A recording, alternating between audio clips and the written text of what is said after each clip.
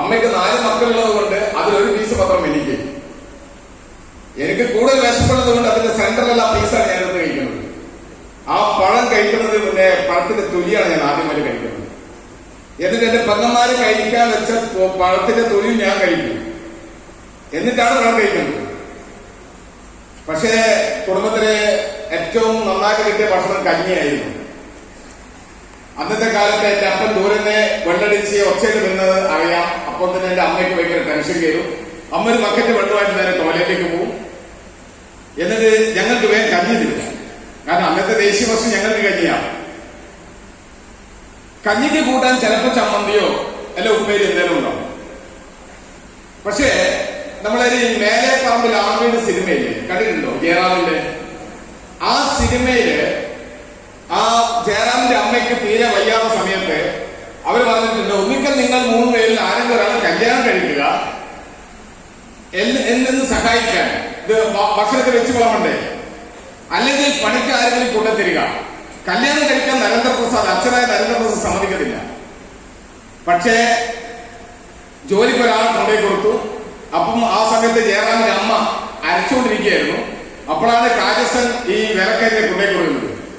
ആ സമയത്ത് വേലക്കാരനോട് നീ അടുക്കിലേക്ക് കയറണ്ട, നീ പുറത്തുനിന്ന് അരച്ചാൽ മതി, ആദ്യമായിട്ട് അരക്കണമെന്നല്ലേ എന്ന് പറഞ്ഞിട്ട് ആ അമ്മയുടെ കുട്ടി എടുത്തുകൊണ്ട് കുളത്തിൽ കൊണ്ടുപോയി എറിയുന്ന ഒരു സ്ത്രീ കണ്ടിട്ടില്ല? സിനിമ കണ്ടായിരുന്നോ? അന്ന് ആ ലേഡിക്ക് ചെറിയ മെന്റലായിരുന്നു. പക്ഷെ അന്ന് അവർക്ക് രാത്രി കഞ്ഞി കുടിക്കാതെ ചമ്മന്തിയില്ല, കറിയില്ല. അന്ന് ആ ജയറാമിന്റെ അമ്മ ചോന്ന മുളക് ചുട്ടു കൊടുത്തിട്ടുണ്ട്. കണ്ടിട്ടില്ല സിനിമ? നരേന്ദ്രപ്രസാദിനെ കടിക്കുന്നു കാണിക്കുന്ന ഒരു ആക്ഷൻ ഉണ്ട്, ഭയങ്കര രസമായിരുന്നു. പക്ഷെ ലേലപ്പറമ്പിൽ ആൺവീടിനെക്കാട്ടി മുന്നേ അത് പരീക്ഷിച്ച ആൾക്കാരാണ് ഞങ്ങൾ. കാരണം കഞ്ഞിക്ക് തരുന്നത് ഈ ചുട്ടമുളകൊക്കെയാ. അങ്ങനെയാണ് ജീവിതത്തിൽ മുന്നോട്ട് പോയത്. 8ാം ക്ലാസ്സിൽ എത്തിയ സമയത്ത് ഒരു സൈക്കിൾ ഷോപ്പിൽ 10 രൂപ കൂലിക്ക് സൈക്കിൾ റെന്റിന് കൊടുക്കുക, സൈക്കിളിന്റെ ആ മണിക്കൂർ എഴുതി വെക്കുക, കാശ് മേടിക്കുക, വണ്ടി തുടച്ചു വെക്കുക. രാത്രി 8 മണി മുതൽ കഴിയും. എനിക്ക് ആ സമയത്ത് പോകാൻ 10 രൂപ തരും മുതലാളി. 5 രൂപയ്ക്ക് ഞാൻ ചായ കുടിക്കും. 4 പൊറാട്ടയും, അന്ന് ഒരു പൊറാട്ടയ്ക്ക് 1 രൂപയാണ്. 4 പൊറാട്ടയും 1 കറിയും 5 രൂപ കഴിച്ച് 5 രൂപ എന്റെ അമ്മയ്ക്ക് കൊണ്ടുപോകും. നിർബന്ധമായിട്ട് ചെയ്യും. അങ്ങനെ മുന്നോട്ട് പോയിക്കൊണ്ടിരിക്കുമ്പോഴാണ് ഞാൻ നിർമ്മലഗിരി കോളേജ് ക്യാൻറ്റീൻ ഞാൻ ജോലിക്ക് വന്നത്. എന്റെ അമ്മയുടെ മാമന്റെ മോനായിരുന്നു അവിടെ ക്യാൻറ്റീൻ നടന്നത്. എന്റെ അമ്മയുടെ അച്ഛൻ തന്നെ അവിടെ കൊണ്ടുവരുന്നത്. കാരണം എന്നോട് ഭയങ്കര സ്നേഹമായിരുന്നു. ആളൊരു അയ്യന്നക്കാരനാണ്, സ്വാതന്ത്ര്യ സമര സേനാനിയായിരുന്നു. അപ്പം എന്റെ വലിയച്ഛനാണ് പറഞ്ഞത്, കുടുംബത്തിൽ ഒരുപാട് ആൾക്കാർ മദ്യപിക്കുന്നുണ്ട്, എന്റെ അച്ഛൻ മുതൽ എല്ലാവർക്കും ഒരുപാട് ആളുകൾ മദ്യപിക്കുന്നുണ്ട്. പക്ഷെ അതൊന്നും ചെയ്യാത്ത വ്യക്തി ഞാനായതുകൊണ്ടും അതുകൊണ്ട് എന്നോട് പറയും, നീ ഇങ്ങനത്തെ പരിപാടിയും ചെയ്യാൻ പാടില്ല. പക്ഷേ ഞാനത് അക്ഷരം പ്രതി അനുസരിച്ചിട്ടുണ്ട്. അന്ന് വലിയച്ഛൻ പറഞ്ഞത് കൊണ്ടാണ് ഞാൻ നിർമ്മലഗിരി കോളേജ് ക്യാൻറ്റീനിലേക്ക് പോയത്. ആ ക്യാൻറ്റീനിൽ പോയിട്ട് നന്നായി പണിയെടുക്കും. ആദ്യമായിട്ട് എനിക്ക് വലിയ ടച്ചിങ്ങാത്ത കാര്യം, കാരണം എന്തെങ്കിലുമൊക്കെ നമ്മൾ ചെയ്യുന്ന മേഖല നല്ല നീറ്റ് ആയിരിക്കണം എന്ന് എനിക്ക് അന്ന് തോന്നിയത്. ഇതിനെക്കാട്ടും വലിയ നീളമുള്ള ക്യാൻറ്റീനാണ്. ഉച്ചയ്ക്ക് സമയങ്ങളിൽ എല്ലാവരും നില കഴുകിയിട്ട് വെള്ളം നിലത്ത് കളഞ്ഞാൽ ഇതിന് ചെളിയാകുമ്പോൾ നടക്കുമ്പോൾ ഭയങ്കര ബുദ്ധിമുട്ടാണ്. ആ സമയത്ത് ഞാൻ അവിടെ പോയി ഞാൻ ചിവരനാട് സർക്കസ് കളിച്ചുകൊണ്ടിരിക്കും ഇതിനെ കൊണ്ട്. കാരണം ഒരുപാട് കാലങ്ങളായിരുന്നു കഴുകിയിട്ട്. അങ്ങനെ ഊണ് കഴിഞ്ഞതിന് ശേഷം ഞാൻ പൈപ്പ് എടുക്കുന്നത് ആദ്യമായിട്ട് വെള്ളടിച്ച് കളയുമ്പോൾ അവിടെ ചായ വാർന്നുകൊണ്ടിരിക്കുന്ന വ്യക്തി എന്നോട് പറയാണ്, ഇടയ്ക്കൊന്നും ചെയ്യാൻ ഇപ്പം സാധാരണ ചായക്ക് വരും ഒരു 3-4 മണിയാവുമ്പോൾ. ഞാൻ ആയിക്കോട്ടെ, എന്നാൽ പെട്ടെന്ന് കഴുകി വലിയ ചട്ടുകൊണ്ടുതന്നെ ആ ചെടിയൊക്കെ കുത്തി ഇളക്കി. അങ്ങനെ അത് ശീലമാക്കി എല്ലാ ദിവസവും ഉച്ചക്കൂട് കഴിഞ്ഞാൽ ക്യാൻറ്റീനില് ആ അകം കമ്പനിയിൽ വെള്ളം അടിച്ച് ഞാൻ കഴുകി അങ്ങനെ ചൂല് കൊണ്ട് അടിച്ച് കമ്പനിയിൽ കളയും. അങ്ങനെ ക്യാൻറ്റീന് ഭംഗിയാക്കാൻ തുടങ്ങി. അവിടുത്തെ നല്ല ചെടികൾ റെഡിയാക്കാൻ തുടങ്ങി. അങ്ങനെ ക്യാൻറ്റീനെ വേറെ ലെവലിലേക്ക് കൊണ്ടുപോകും. ഭക്ഷണം കഴിയുന്നവർക്ക് മേലെ തുണിയിൽ കൂടെ സീലിംഗ് ചെയ്തു. ഇങ്ങനെ ഒരുപാട് കാര്യങ്ങൾ ഞാൻ ചെയ്തു. അങ്ങനെ ഒരുപാട് പണിയെടുക്കും. 3 ആൾ പണി ഞാൻ എടുക്കും. 3 ആൾ തീറ്റയും ചെയ്തു. അങ്ങനെ നന്നായി പണിയെടുക്കുന്നതുകൊണ്ട് എന്റെ മച്ചൂരൻ എന്നോട് കളിക്കാനൊക്കെ പോകണം, ഗ്രൗണ്ട് കളിക്കാൻ പോകും. എനിക്കന്ന് ഏറ്റവും വലിയ ഇഷ്ടം, എന്റെ ഏറ്റവും വലിയ ഹോബി ക്രിക്കറ്റ് കളിക്കുക എന്നുള്ളതാണ്. അന്ന് എന്റെ ഏറ്റവും വലിയ ഇഷ്ടതാരം അന്നത്തെ കപിൽ ദേവാണ്. അങ്ങനെയൊക്കെ പ്രാക്ടീസ് ഒക്കെ ചെയ്തു. അങ്ങനെ ഒരുപാട് ബുദ്ധിമുട്ടി. അങ്ങനെ ഞാൻ പയ്യെ നിർമ്മലഗിരി കോളേജിൽ 5 വർഷം ഞാൻ പൂർത്തീകരിച്ചു. 25 രൂപയാണ് തുടങ്ങിയെങ്കിൽ 50 രൂപയായിരുന്നു ലാസ്റ്റ് എന്റെ കൂലി. അവിടുന്ന് ഞാൻ മാറുന്ന സമയത്ത് ഒരുപാട് ആൾക്കാർ കരഞ്ഞു. എന്റെ മച്ചൂനെ കരഞ്ഞു, മച്ചൂരിച്ച് കരഞ്ഞു. അതേപോലെ തന്നെ കോളേജ് അറ്റൻഡർമാരും സാറന്മാരും എനിക്കറിയപ്പെട്ട കുറച്ച് അവിടെയുള്ള വിദ്യാർത്ഥികൾ വരെ കഴിഞ്ഞു. അന്ന് എല്ലാവരും പറയും സോമൻ പോയി കഴിഞ്ഞാൽ ആ സ്ഥാനത്ത് 3 ആൾ വേണമെന്ന്. ശരിക്കും പറഞ്ഞാൽ നമ്മൾ ഏൽപ്പിച്ച ഒരു പ്രവൃത്തിയാണ്. ആ പ്രവൃത്തി 100% സിൻസിയറായിട്ട് ചെയ്ത് നമ്മളെ കടമയാണ്. അതിൽ വെള്ളം ചേർക്കാൻ പാടില്ല. വെള്ളം ചേർത്തിട്ടുണ്ടെങ്കിൽ മൈലേശ്വരിൽ വെള്ളം ചേർത്തിട്ടുണ്ടെങ്കിൽ മുബീൻ സാർ എന്നീ ലെവലിലേക്ക് എത്തില്ല. കാരണം 100% സിൻസിയറായിട്ട് ആ മേഖല ചെയ്തുകൊണ്ടാണ് സാറിന് ഈ ലെവലിലേക്ക് എത്താൻ സാധിച്ചത്. അതേപോലെ തന്നെ നമ്മൾ ചെയ്ത ഏത് മേഖലയാണെങ്കിലും ആ ലെവലിലേക്ക് തന്നെ നമ്മൾ ചെയ്യണം. അങ്ങനെ ചെയ്തതിന് ശേഷമാണ് ഞാൻ നേരെ വയനാട്ടിലേക്ക് പോയി. ഇത് വയനാട്ടിൽ പോയിട്ട് കുറച്ച് കാലം കഴിഞ്ഞ് കിട്ടിയ സമ്പാദികളാണ്, അത് വേറെ കാര്യം. പക്ഷേ ഇതെന്റെ കുടുംബമാണ് കേട്ടോ. വൈഫും 2 മക്കളുമാണ്. രണ്ടാള് കോവൈപുത്തൂര് പഠിക്കുന്നു, ശ്രീകൃഷ്ണ കോളേജിൽ. ഒരാൾ ബിടെക് AI എടുത്തു, ഒരാൾ BBA പഠിക്കുന്നു.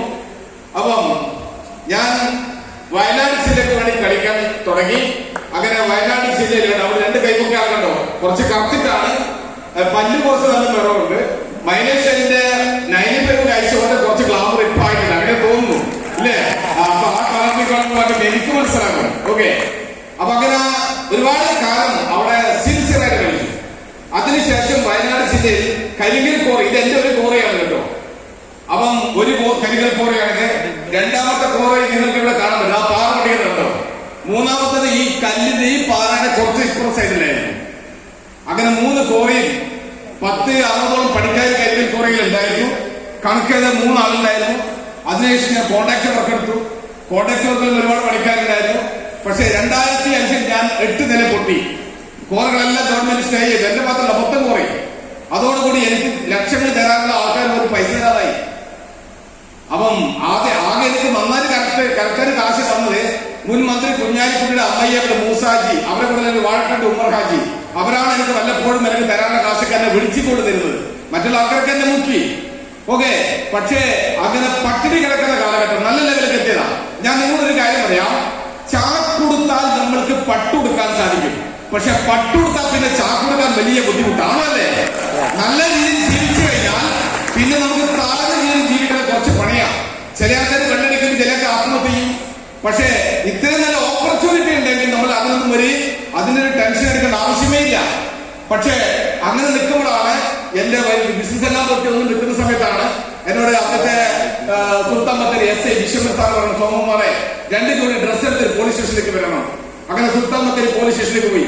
സാറ് ഞാനും വന്നു പറഞ്ഞ് ഞങ്ങൾ ഒരുമിച്ചാണ് ജില്ലാറ്റിൽ കളിച്ചുകൊണ്ടിരുന്നത്. അങ്ങനെയാണ് ഞാൻ സാറ് പറഞ്ഞിട്ട് പോകുന്നു. എന്നോട് ഉത്തരവിൽ IG വരുന്നുണ്ട്, IG കൊണ്ട് മസനഗുടി വരെ പോകണം. അങ്ങനെ IG കൊണ്ട് മസനഗുടി പോയി. അന്ന് ഞാൻ പോയ IG വേണുഗോപാൽ നായർ, സാറിന് സ്പെഷ്യൽ ട്രെയിനറായിട്ട് പോകാൻ എനിക്ക് സാധിച്ചു. ഒരു 6 മാസം സാറിന്റെ കൂടെ തന്നെ നിന്നു. കാരണം ഒരു ട്രിപ്പ് പോയതാണ്, എന്റെ അമ്മയുടെ പ്രാർത്ഥന കൊണ്ട് എന്തോന്നും അറിയില്ല. അങ്ങനെ സാറിന്റെ കൂടെ ഇങ്ങനെ പോകാൻ എനിക്ക് സാധിച്ചു. അതിനുശേഷമാണ് ഞാൻ വീണ്ടും ലോറി മേഖലയ്ക്ക് വരുന്നത്. ആ ലോറി മേഖല നിർത്താനുള്ള കാരണത്തിലേ ഉള്ളൂ, എനിക്ക് നല്ലൊരു ഒരു ഓപ്പറേഷൻ കഴിഞ്ഞപ്പോൾ അതൊന്ന് സ്റ്റോപ്പ് ചെയ്തു. പക്ഷേ അതിനുശേഷമാണ് ഞാൻ ഇതുപോലത്തെ വണ്ടികൾ എടുത്തത്. എനിക്ക് ഒന്ന് നാഷണൽ ഫ്രണ്ടിന്റെ വണ്ടിയായിരുന്നു, ടോറസ് വണ്ടി. മഹാരാഷ്ട്ര സാധനയിൽ പോയിട്ട് അലാറം ശ്രീനിവാസം വരുന്ന വണ്ടിയായിരുന്നു. 3 കല്ലിലിരിക്കുന്ന വണ്ടിയായിരുന്നു. അത് ഒരു വണ്ടിയിൽ ഞാൻ തന്നെ ഡ്രൈവർ. ആ വണ്ടിയിൽ ഏറ്റവും കൂടുതൽ വർക്ക് ചെയ്തത് ഞാനായിരുന്നു. ഏറ്റവും കൂടുതൽ ലോഡ് എടുക്കുന്നത് ഞാനായിരുന്നു. എന്റെ വണ്ടി, ഞാൻ ഓടിക്കുന്ന വണ്ടിയായിരുന്നു. ഏറ്റവും കൂടുതൽ ബാലൻസ് അതിന്റെ ലാഭം ഉണ്ടാക്കിയത് ഞാൻ തന്നെയായിരുന്നു. കാരണം എന്റെ വണ്ടിയാണല്ലോ. അങ്ങനെ നിൽക്കുമ്പോഴാണ് നെറ്റ്വർക്ക് മാറുന്ന ഒരു അവസരം ലഭിക്കുന്നത്. ആ അവസരം ലഭിച്ച് ഓരോരാൾക്കും ഓരോ കാരണങ്ങളല്ലേ. മുബീൻ സാർ ഒരുപാട് കാരണങ്ങൾ പറഞ്ഞു. മുബീൻ സാറിന്റെ ആവശ്യങ്ങളും കാര്യങ്ങളും എല്ലാം പറഞ്ഞു. അപ്പം അതേപോലെ തന്നെ എന്റെ ഏറ്റവും വലിയ കാര്യം, എനിക്ക് ഇതേപോലെ ഒരുപാട് വണ്ടികൾ ഉണ്ടാകുന്നത് എന്റെ ടാർഗറ്റ് ഉണ്ടായിരുന്നത്. അത് വേറെ കാര്യം, അതിനോട് പറയാൻ സമയമില്ല. പക്ഷേ അങ്ങനെ നിൽക്കുമ്പോഴാണ് ഈ ഓപ്പർച്യൂണിറ്റി എന്റെ അടുത്ത് വരുന്നത്. നേരത്തെ സാറ് പറഞ്ഞില്ലേ ഒരാളെ വിലയിരുത്തരുതെന്ന്.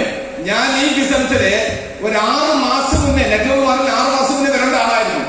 പക്ഷേ വൈഫിന്റെ അംഗന്മാര് ബിസിനസിന്റെ മേഖല ഈ ബിസിനസ് സ്റ്റാർട്ട് ചെയ്തു.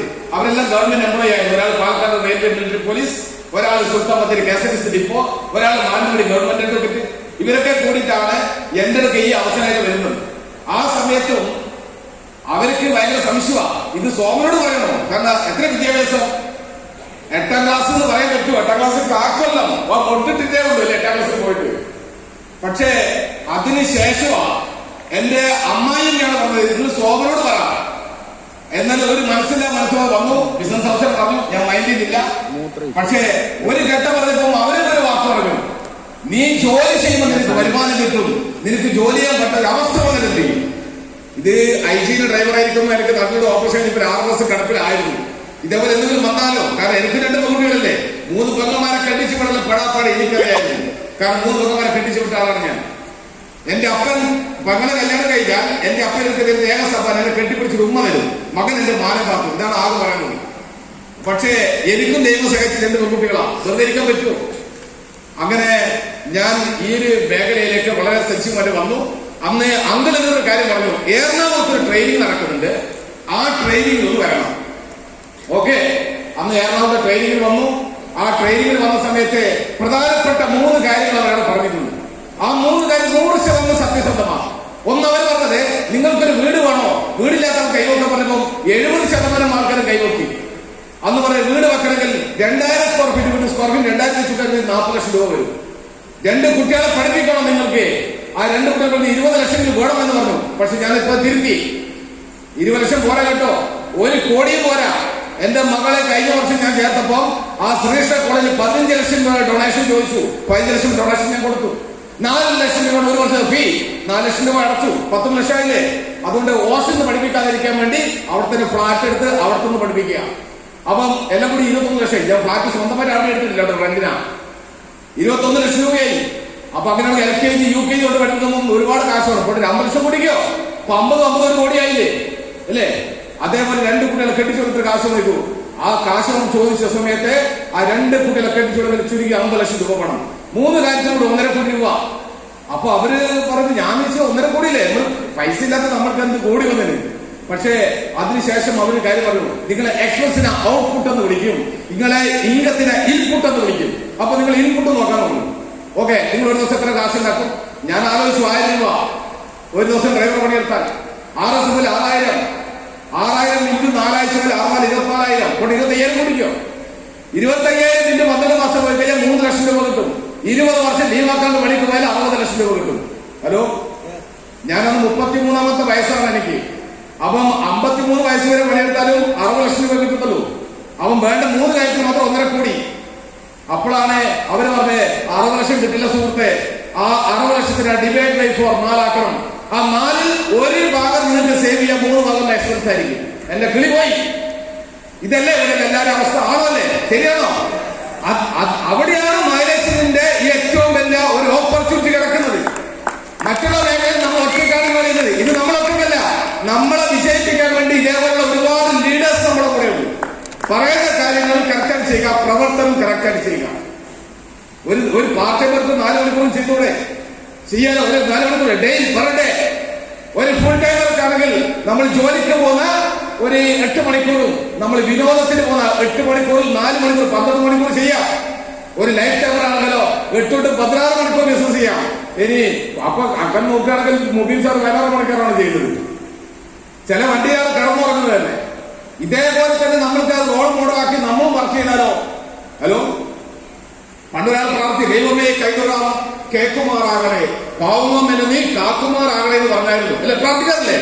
അത് ഒരു ജനയിൽ പറച്ചറിയോ, ദൈവമേ കൈതൊഴാം കേക്കുമാരനാക്കണേ, പാവം എന്നെ നീ കാക്കുമാരനെങ്കിലും ആക്കണേ. ഹലോ, ഒന്ന് മനസ്സിലായോ? കേക്കുമാരനുള്ള വലിയ ധനികനുണ്ടായിരുന്നു പുള്ളിക്കാരന്റെ വീടിനടുത്ത്. അപ്പൊ കേക്കുമാരനെങ്കിലും കാക്കുമാരനും അതുപോലെ ഒരു ഫുൾ മൂവിയിലായിട്ടില്ലെങ്കിലും ഒരു കാവുമീനെങ്കിലും ആയാൽ നല്ലതല്ലേ, ശരിയല്ലേ? പ്രവർത്തിക്കണം കേട്ടോ, ആ പ്രവർത്തിച്ചാൽ നേട്ടങ്ങൾ ഉണ്ടാക്കാൻ പറ്റും. അപ്പം ഇങ്ങനെയുള്ള ഒരുപാട് കാര്യങ്ങൾ എനിക്ക് നേട്ടങ്ങൾ ഉണ്ടാക്കാൻ സാധിച്ചിട്ടുണ്ട്. മുബീൻ സാറെ ഒരുപാട് പേജിൽ 1ാമത്തെ ആഴ്ച പോലെ കാണിച്ചു. പക്ഷേ ആ കാണിച്ച കാശ് എനിക്ക് എങ്ങനെ കിട്ടുന്നറിയോ? ഹലോ, 162ാമത്തെ വീക്കിൽ ഞാൻ വാങ്ങിച്ചു 2,10,000. അത് കിട്ടാനുള്ള കാരണം ഈ ബിസിനസ് എങ്ങനെയൊക്കെയാണ് നിങ്ങൾ ചെയ്തുകൊണ്ടിരുന്നത്. എങ്ങനെ ചെയ്യുന്ന അറിയത്തില്ല.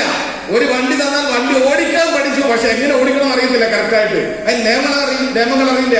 അപ്പോഴാണ് മുബീൻ സാർ എന്ന വ്യക്തി ഞങ്ങളുടെ വരുന്നത്. കാര്യങ്ങളെല്ലാം സംസാരിച്ച് ഞങ്ങൾ പിടിച്ച്, സാർ 2,10,000 എപ്പോ വാങ്ങിക്കും? ഞങ്ങൾ ചിരിച്ചു. അപ്പൊ ഞങ്ങൾ നോക്കുന്നത് ചിരിക്കാനല്ല പറഞ്ഞത്, ഈ 2,10,000 എപ്പോ വാങ്ങിക്കൂ? ഞങ്ങൾ പറഞ്ഞു വാങ്ങിക്കും. അങ്ങനെ പറഞ്ഞ പറഞ്ഞത് എപ്പോ വാങ്ങിക്കൂ? അപ്പോഴാണ് ഇതിലെന്തോ കാര്യങ്ങൾ മനസ്സിലായത്. സാറ് പിടിച്ചിരുത്തി കുത്തി കുറിച്ച് ചെയ്യേണ്ട കാര്യങ്ങൾ എങ്ങനെയെന്ന് കാണിച്ചു തന്നു. അതിനുശേഷം അതേപോലെ ചെയ്തപ്പോ 162ാമത്തെ വീക്കിൽ ഞാനും 2,10,000 എന്ന ഫിഗറിലേക്ക് എത്തി. ഇപ്പൊ എല്ലാ ആഴ്ചയിലും കിട്ടുന്നുണ്ട് കേട്ടോ. ഇപ്പൊ എല്ലാ ആഴ്ചയിലും 2,10,000 കിട്ടും. അപ്പൊ അങ്ങനെ വന്നു ഇങ്ങനെയൊക്കെ വന്നു. ഇതിന്റെ കൂടെ മാസ വരുമാനം എന്തായാലും സാറിനല്ലേ ഞങ്ങൾ ഫോളോ ചെയ്യണ്ടേ? എന്തായാലും വാങ്ങിക്കും. 10,65,000 വാങ്ങിച്ചിട്ടുണ്ട്, 8,55,000, 8,69,000, 15,19,000, 17,68,000 ഇങ്ങനെയൊക്കെ വാങ്ങിച്ചിട്ടുണ്ട്. 14 ലക്ഷം ചില മാസങ്ങൾ കുറയുമ്പോൾ ഭയങ്കര വിഷമമാ. ഹലോ, ഇത് കണ്ടോ? ഒരു വെള്ളിയാഴ്ച കണ്ടോ 2,10,000, 17 ലക്ഷം കൂടി കിട്ടുമ്പോൾ 10 ലക്ഷം കൂടി കിട്ടിയില്ലേ ആ വെള്ളിയാഴ്ച? അപ്പൊ വെള്ളിയാഴ്ച നല്ല ദിവസമല്ലേ അല്ലേ? ബുധനാഴ്ചകളിൽ അതിലേറെ നല്ല ദിവസമാണ്. ആര് കടം പറഞ്ഞാലും മലേഷ്യൻ കമ്പനി കടം പറയൂല നമ്മളോട്. ഹലോ, ആര് പറ്റിച്ചാലും അവര് പറ്റില്ല, കാശ് കിട്ടും. ഇങ്ങനെയൊക്കെ വന്നിട്ടുണ്ടായിരുന്നു. ഇത് കണ്ടോ? മുബീൻ സാർ നേരത്തെ പറഞ്ഞില്ലേ, കോവിഡിന്റെ സമയത്താണ് ഏറ്റവും കൂടുതൽ വരുമാനം ഉണ്ടായത്. ഒരിക്കലും അത് തള്ളല്ല കേട്ടോ. കറക്റ്റ് എന്താ? അങ്ങനെയാണെങ്കിൽ 2020 ജൂലൈ മാസം 32,45,349 ഇരിക്കും അതിനുണ്ടല്ലേ സാറേ? കോവിഡിന്റെ സമയത്ത് എല്ലാ ആൾക്കാരെ കച്ചവടം തികച്ചും താഴോട്ട് പോയി. നമ്മൾ നേരെ തിരിച്ച് മുന്നോട്ട് പോയി. ഹലോ, നല്ല ബിസിനസ് അല്ലേ? യെസ്, നല്ല ബിസിനസ് ആണ്. ഇവിടെ അയക്കേണ്ട പേപ്പറുണ്ട്. 74 ലക്ഷമൊക്കെ ഞാൻ 3 മാസം ഒരു കൂടുതൽ പൈസ 74 ലക്ഷമൊക്കെ വാങ്ങിച്ചിട്ടുണ്ട്. ഹലോ, ഇത് നെറ്റ്വർക്ക് പറഞ്ഞ ഫസ്റ്റ് വാങ്ങിച്ച കാറാണ് കേട്ടോ. ഇത് ആദ്യമായിട്ട് വാങ്ങിച്ച കാറാണ്. ഞാൻ 2ാമത് വാങ്ങിച്ച കാറാണിത്. ഈ ബിസിനസ്സിൽ 3ാമത്തെ വാങ്ങിച്ച കാറാണ്. ഇതെന്റെ 4ാമത്തെ കാറാണ്. 4ാമത്തെ ഇത് മറ്റേ വണ്ടി എടുത്ത് ഞാൻ എല്ലാവരും മുമ്പ് ഫാമിലിക്ക് പോകാൻ വേണ്ടി വാങ്ങിച്ചതാണ്. 2018 ഈ വണ്ടി എടുത്തത്. അതിനുശേഷം 2018 ജാഗോ ഒരു വണ്ടി എടുത്തു ലാസ്റ്റ്. അതിനുശേഷം ഞാൻ ഇന്നോവ എടുത്തു കോവിഡിന്റെ സമയത്ത്. പിന്നെ മുബീൻ സാറ് ഒരു വലിയ അവിട്ട് പൊട്ടിക്കുന്നു, നമ്മളൊരു ഓലപ്പടക്കത്തിലും പൊട്ടിക്കട്ടെ. അപ്പം അതേപോലെ ഇതാണ് മോട്ടിവേഷൻ എന്ന് പറഞ്ഞല്ലേ? നമ്മളോട് ചെയ്യാൻ വേണ്ടി മുന്നിൽ നിന്ന് നയിച്ചിട്ടാണ് പറഞ്ഞത്, എടാ മോനെ ഞാൻ ചെയ്തിട്ടുണ്ട്, നീ ചെയ്. അങ്ങനെയാണ് പറയണത്. മറ്റേ ഗോഡ് ഫാദർ പോലെ കേരി വേണോ മക്കളെ എന്ന് പറഞ്ഞില്ലേ? അതേപോലെയല്ലേ വിളിക്കുന്നത്. ആ വിളിക്കുന്നത് നശിക്കാൻ വേണ്ടിയില്ല, രക്ഷപ്പെടാൻ വേണ്ടിയാണ് വിളിക്കുന്നത്. പിന്നെ എന്തിനു സംശയിക്കണം? അങ്ങനെല്ലാം കാര്യങ്ങളെല്ലാം ചെയ്യാൻ സാധിക്കുന്നു.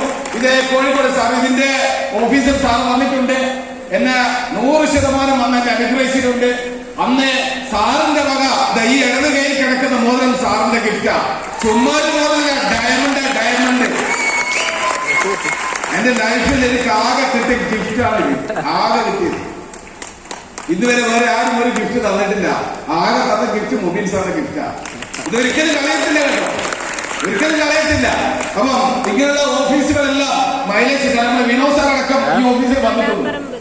1000 സ്വാഗതം, മൈലേജിന് 1000 സ്വാഗതം. കാരണം മൈലേജ് പറയണം. മറ്റുള്ള തരികട കമ്പനികളെക്കാട്ടും നല്ലത് ഈ മൈലേജാണ്. ആൾക്കാർക്ക് ഏറ്റവും നല്ല ഗുണം ചെയ്യുന്ന, നല്ല ഗുണം കിട്ടുന്ന പ്രൊഡക്റ്റ് കമ്പനി മാർക്കറ്റ് ചെയ്യുന്നത്. ഓക്കെ, ഇങ്ങനെയൊക്കെ ചെയ്തിട്ടുണ്ട്. വയനാട്ടിലെ പ്രോപ്പർട്ടി എടുത്തു. ഇത് മുബീൻ സാറാണ് പിടിച്ചിരുത്തി. ഒരു ദിവസം സാറേ, നിങ്ങൾ ലക്ഷ്യം എന്താ? നിങ്ങൾ റെന്റിലല്ലേ താമസിക്കുന്നത്, എന്തുകൊണ്ടാണ് സ്വന്തം വീടില്ലാത്തത്? ഞാൻ പറഞ്ഞു സാറ് വാങ്ങിച്ചു.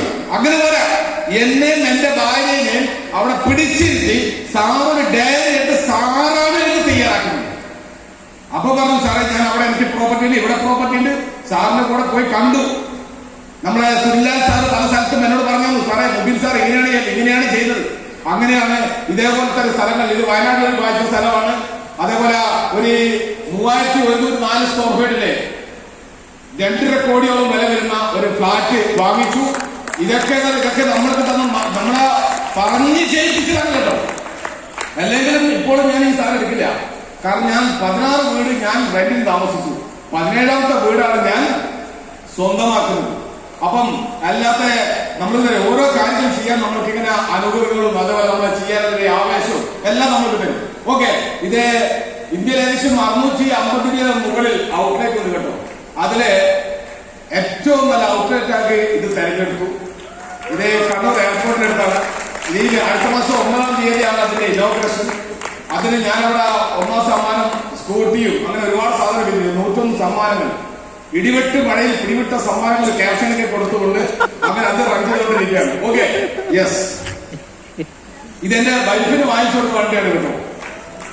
ഈ വണ്ടി വാങ്ങിച്ചപ്പോഴും ആൾക്കാർ എന്നെ തൃപ്തിപ്പെടുത്തില്ല കേട്ടോ.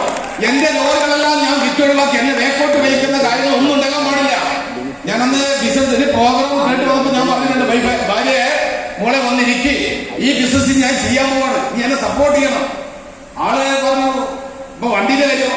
ഞാൻ വണ്ടി എനിക്കൊരു പ്രശ്നമല്ല, നീ എന്നെ സപ്പോർട്ട് ചെയ്ത് ഞാൻ ഡൈവോഴ്സ് ചെയ്ത് കളയും. ആളെ മുഖത്ത് വാടി. ഞാൻ പറഞ്ഞു നീ വാടേണ്ട ആവശ്യമില്ല, ഞാൻ ഇവിടെ വലിയ കാശുകാരനാവും, എന്നിട്ട് നിന്നെ തന്നെ വന്ന് കെട്ടിക്കോളാം, നീ വേറെ കെട്ടാതിരുന്നോ. നമ്മൾക്ക് ഉറപ്പുണ്ടെങ്കിൽ പിന്നെന്താ ചോദ്യം ചോദിക്കണം നമ്മളോടാ. ഈ ബിസിനസ്സിൽ അക്ഷരാകുമോ എന്ന് ചോദ്യം ചോദിക്കണം നമ്മളോടാ, മറ്റുള്ളവരോടല്ല. നമ്മളുണ്ടെങ്കിൽ ഒരു കുഴപ്പമില്ല. മിക്ക സമയത്തും പല ടീമുകളും വന്നിട്ടും ഇല്ലാണ്ട് പോയിട്ടും വിഷം വെച്ചിട്ടുണ്ട്. ഇതിന്റെ യഥാർത്ഥ കഥകളൊന്നും നമ്മൾ പറയില്ല, അവസരങ്ങളില്ല, സമയങ്ങളിൽ. അതുകൊണ്ടാ ആ സമയത്തും ഞാൻ പലപ്പോഴും എന്റെ ഡ്രസ്സിംഗ് അലമാരന് മുമ്പ് പോയി നിന്നിട്ടുണ്ട്, കരഞ്ഞിട്ടുണ്ട്. അന്ന് ഈ മീശക്ക് നല്ല കട്ടിയാണെങ്കിലും ചുമ്മാ പിരിക്കും. എന്നിട്ട് പറയും ആദ്യം ഞാൻ ആ കണ്ണാടി ചോദിക്കാറുണ്ട്, എന്നോട് ഇങ്ങോട്ട് ചോദിക്കും ആദ്യം. അങ്ങനെ വർക്ക് ചെയ്തത് രാപ്പകലില്ലാതെ വർക്ക് ചെയ്തിട്ടുണ്ട്, രാപ്പകലില്ലാതെ. ഇതേപോലെ 10 ആൾ, നമ്മളെപ്പോലുള്ള 10 ആൾ നമ്മൾ 2 വർഷം വന്ന് നമ്മളെ പണി കഴിക്കും സാർ. നമ്മൾ വലിയ അക്ഷരാവും. പക്ഷേ പ്രശസ്തമായ ചോദ്യം അവിടെ ഉണ്ട്, നമ്മളെ പോലെ 10 ആൾ വേണമെങ്കിൽ നമ്മൾ ആരാവണം എന്നുള്ളത് ഒരു ചോദ്യം അവിടെ കിടപ്പുണ്ട്. നമ്മൾ ആരാവണം, നമ്മൾ എങ്ങനെയാവണം എന്നൊരു ചോദ്യം അവിടെ കിടപ്പുണ്ട്. ഇത് ഈ വണ്ടി എടുത്തു കൊടുത്ത സമയത്ത് എന്റെ നാട്ടുകാരെ പറഞ്ഞു ഇവന് വട്ടാണ്. ആദ്യം ലോറി കിട്ടുമ്പോ വട്ടാണെന്ന് പറഞ്ഞതാ, വട്ടാണ്. ഞാൻ എന്താ കാര്യം? എന്റെ പ്രധാനപ്പെട്ട സുഹൃത്താണ് വിളിച്ചത്. എടാ നീ അല്ലാണ്ട് പഠിച്ചു വരുന്ന ആൾ ഈ വണ്ടി എടുത്തു കൊടുക്കുമോ? ഞാൻ എന്താ പ്രശ്നം? എടാ 800 ഓട്ടോയില് കൊടുക്കാൻ പാടുള്ളൂ. കാര്യം ചോദിച്ചു പറഞ്ഞാൽ ഇത് തട്ടുമുട്ടലും ചെയ്യുമല്ലോ. അന്നേരം ഇതെന്താന്ന് ആയിരത്തിന് വലിയ കാശ് നോക്കണ്ടേ? ഞാൻ പറഞ്ഞു സുഹൃത്തെ, എന്റെ ഭാര്യ പഠിച്ചുകൊണ്ടിരിക്കുന്നേ ഉള്ളൂ, ഹൈറ്റും കുറവാ. ഞാൻ 800 ഓട്ടോ എടുക്കൽ ഏതും പാണ്ടി വണ്ടി അടി കഴിഞ്ഞാൽ എന്റെ ആ വണ്ടി വടിയായി പോകില്ലേ? ആവുമല്ലോ, അത് പിന്നെ കിട്ടില്ലല്ലോ. യെസ്, അതുകൊണ്ടല്ലേ ഞാൻ എടുത്തു കൊടുത്തത്. നല്ലതല്ലേ? ഇപ്പൊ മുഖീൽക്കാരൻ ഇത്രയും വലിയ വണ്ടി കാണിച്ചു, കോടികളാ വിലയുള്ള വണ്ടി കാണിച്ചു. നാട്ടുകാർ പറഞ്ഞു അവർക്കെന്തോ പിരികളി, ഇവരെന്തോ ഒരു പൊങ്ങച്ചം പറഞ്ഞു. ഒന്നുമല്ല സുഹൃത്തുക്കളെ, ഈ കാണിക്കുന്ന അച്ചീവ്മെന്റ്സ് എല്ലാം ഒന്നും ഒരു പൊങ്ങച്ചത്തിനല്ല. അതായത് നമ്മൾക്ക് കിട്ടിയ കാര്യങ്ങൾ നിങ്ങൾക്ക് കാണിച്ച് നിങ്ങൾ മതേതരം ചെയ്താൽ നാളെ നിങ്ങൾക്കും ഇതേപോലെ കിട്ടുമെന്ന് തെളിയിക്കാൻ വേണ്ടിയാ, അത് ഉറപ്പിക്കാൻ വേണ്ടിയാ, എല്ലാവരും തള്ളുന്നതല്ല. അത് മനസ്സിലാക്കുക. അങ്ങനെ ഈ വണ്ടി എടുത്തു. ഇപ്പൊ ഈ 4 വണ്ടി ഞാൻ യൂസ് ചെയ്തത് കേട്ടോ. ഹലോ, ഇന്നോവ യൂസിന്റെ മറ്റേ ജാഗ്രത വേണ്ടി വേറെ ജാഗ്രത കൊടുത്താണ്. ജാഗ്രത യൂസിന്റെ ആ വണ്ടി ഉണ്ട്, ഈ വണ്ടി ഉണ്ട്. ഓക്കെ, കുഴപ്പമില്ല. ഇനി അടുത്ത മാസം അടുത്ത വണ്ടി വരുന്നുണ്ട്. ഇപ്പം എനിക്ക് അവിടെ പാർക്കിങ്ങിന് സ്ഥലമില്ല. 2 എനിക്ക് സ്വന്തമായിട്ട് അവിടെ പാർക്കിംഗ് ഉള്ളത്. വേറെ ആളെ സ്ഥലം പാർക്കിംഗ് റെന്റിനെത്തിലാണ് അടുത്ത വണ്ടി ഉള്ളത്. മറ്റേ വലിയ വണ്ടി വരുന്നത് വേറെ എന്റെ കൂടെ ലീഡറിന്റെ വീട്ടിലാണ്. വൈകാതെ ഈ വണ്ടി കൂടി വരും. പിന്നെ മുബീൻ സാറിനോട് ഞാൻ പറഞ്ഞു, സാറേ ഒരു ബീവടിയുടെ കാര്യം പറഞ്ഞു. സാറ് നമ്മള് ചെറിയ കാര്യം പറഞ്ഞാൽ സാറിന് കണ്ടുപിടിക്കൂല. സാറ് പറഞ്ഞ് പറ്റൂല, നിങ്ങൾ ബെൻസോ BMW അതുകൊണ്ട് വലിയ വണ്ടിയൊക്കെ ഉണ്ടല്ലോ അത് എടുക്കാൻ വേണ്ടി പറഞ്ഞു. ഹലോ സാറേ, നമ്മളിങ്ങനെ ചേർത്ത് പിടിച്ച് നമ്മൾ താഴോട്ട് പോകാതെ, സർക്കസ് കളിക്കുമ്പോൾ മുകളിലുള്ള ആള് താഴോട്ട് വീഴുന്നതിന് അവരേറ്റവും വലിയ വിശ്വാസം കൂടുതലുള്ളവർ കൈപിടിക്കുന്നല്ല, താഴെ നെറ്റ് ഉള്ളത് കൊണ്ടാണ്. അതല്ലേ ശരിയല്ലേ? അതേപോലെ നമുക്ക് നെറ്റായിട്ട് നമ്മളെ കൂടെ മുബീൻ സാർ ഉണ്ടോ, നമ്മൾ ആശങ്കപ്പെടേണ്ട ആവശ്യമുണ്ടോ? ഉണ്ടോ? ഇതേപോലെ നമ്മൾ അപ്ലൈ എല്ലാം നമ്മുടെ കൂടെ ഉണ്ടാവും, ഒരു നെറ്റായി. അങ്ങനെയൊക്കെ ഇതിനുള്ള ഒരുപാട് അച്ചീവ്മെന്റ്സ് ഒക്കെ കിട്ടി.